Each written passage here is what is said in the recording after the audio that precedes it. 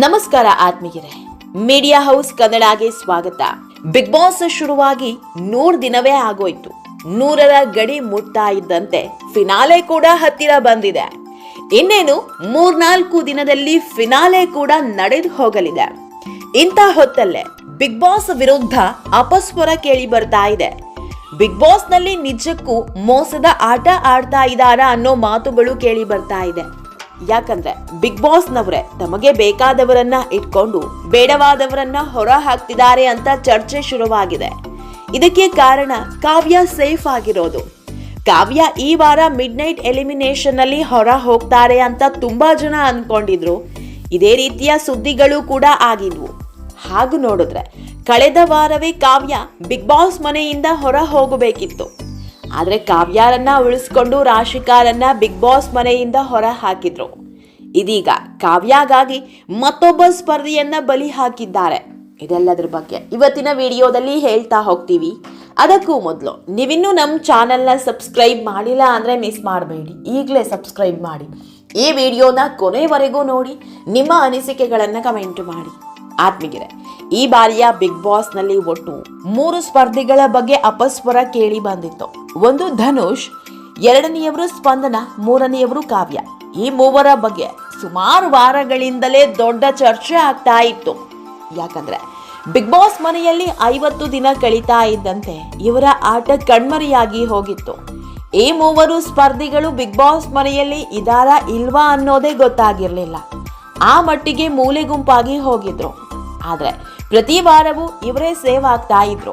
ಅದರಲ್ಲೂ ಈ ಮೂವರ ಬಗ್ಗೆ ಮಾಳು ಹೇಳಿದ ಒಂದು ಮಾತು ದೊಡ್ಡ ಮಟ್ಟದಲ್ಲಿ ಸುದ್ದಿಯಾಗಿತ್ತು.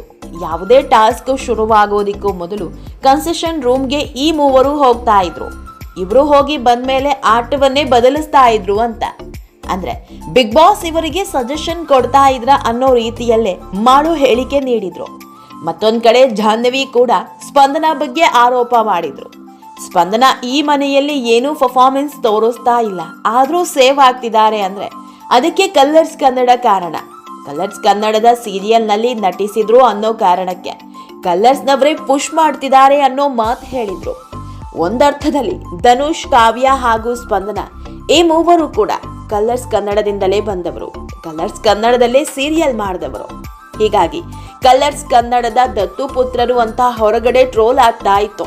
ಇದಕ್ಕೆ ತಕ್ಕಂತೆ ಸ್ಪಂದನ ಪ್ರತಿ ವಾರ ಸೇವ್ ಆಗ್ತಾ ಇದ್ರು. ಕೊನೆಗೆ ತುಂಬಾ ಟ್ರೋಲ್ ಆಗೋದಕ್ಕೆ ಶುರು ಮಾಡ್ತಾ ಇದ್ದಂತೆ 2 ವಾರದ ಹಿಂದೆ ಸ್ಪಂದನಾರನ್ನ ಹೊರ ಕಳಿಸಿದ್ರು. ಆದ್ರೆ ಕಳೆದ ವಾರ ಸ್ಟ್ರಾಂಗ್ ಕಂಟೆಸ್ಟೆಂಟ್ ಅಂತ ಕರೆಯಿಸಿಕೊಳ್ತಾ ಇದ್ದ ಸ್ಪಂದನಾರನ್ನ ಹೊರ ಹಾಕಿ ಕಾವ್ಯಾರನ್ನ ಉಳಿಸ್ಕೊಂಡಿದ್ದಾರೆ. ಇದ್ರಲ್ಲೇ ಗೊತ್ತಾಗುತ್ತೆ ಬಿಗ್ ಬಾಸ್ ಪಾರ್ಶಾಲಿಟಿ ಮಾಡ್ತಾ ಇದೆ ಅಂತ. ಸ್ಪಂದನ ಹೋಗೋ ವಾರವೇ ಕಾವ್ಯ ಹೋಗಬೇಕಿತ್ತು. ಕಳೆದ ವಾರ ಡಬಲ್ ಎಲಿಮಿನೇಷನ್ ನಡೆಯುತ್ತೆ. ಕಾವ್ಯ ಮೊದಲ ಸ್ಪರ್ಧಿಯಾಗಿ ಹೊರ ಹೋಗ್ತಾರೆ. ಬಳಿಕ ಮತ್ತೊಬ್ಬ ಸ್ಪರ್ಧಿ ಹೊರ ಹೋಗ್ತಾರೆ ಅಂತ ಎಲ್ಲರೂ ಅಂದ್ಕೊಂಡಿದ್ರು. ಆದ್ರೆ ಅಲ್ಲಾಗಿದ್ದೇ ಬೇರೆ ಬಿಡಿ. ಕಾವ್ಯ ಸೇವ್ ಆಗಿದ್ರು. ಮಿಡ್ ವೀಕ್ ಎಲಿಮಿನೇಷನ್ ಅಲ್ಲಾದ್ರೂ ಹೊರ ಹೋಗ್ತಾರೆ ಅಂದ್ರೆ ಇಲ್ಲೂ ಸೇವ್ ಆಗಿದ್ದಾರೆ. ಧ್ರುವಂತ್ರನ್ನ ಹೊರ ಹಾಕಿ ಕಾವ್ಯರನ್ನ ಉಳಿಸ್ಕೊಂಡಿದ್ದಾರೆ. ಇದು ದೊಡ್ಡ ಆಕ್ರೋಶಕ್ಕೆ ಕಾರಣವಾಗಿದೆ. ಬಿಗ್ ಬಾಸ್ ನಿಜಕ್ಕೂ ಮೋಸದಾಟ ಆಡ್ತಾ ಇದೆ. ಹೆಸರಿಗಷ್ಟೇ ಜನರ ವೋಟಿಂಗ್ಸ್ ಅನ್ನೋದು, ಆದ್ರೆ ತಮಗ್ ಬೇಕಾದವರನ್ನೇ ಅವರು ಉಳಿಸ್ಕೊಳ್ಳೋದು ಅನ್ನೋ ಆರೋಪ ಕೇಳಿ ಬರ್ತಾ ಇದೆ. ನಿಜ ಹೇಳಬೇಕು ಅಂದ್ರೆ ಕಾವ್ಯ ಫಿನಾಲೆಗೆ ಬರೋದಿಕ್ಕೆ ಅನ್ಫಿಟ್. ಹೇಳ್ಕೊಳ್ಳುವಂತ ಒಂದೇ ಒಂದು ಟಾಸ್ಕ್ ಮಾಡಿಲ್ಲ, ಯಾವುದ್ರಲ್ಲೂ ಮುಂದಿಲ್ಲ. ತಾವೇ ಹೇಳ್ಕೊಂಡಿದ್ದಾರೆ ಫಿಸಿಕಲ್ ಟಾಸ್ಕ್ ನಲ್ಲಿ ನಾನು ವೀಕ್ ಅಂತ. ಇನ್ನು ಮೈಂಡ್ ಗೇಮ್ ಆಟದಲ್ಲಿ ಗೆದ್ದಿದ್ದು ಅಷ್ಟರಲ್ಲೇ ಇದೆ.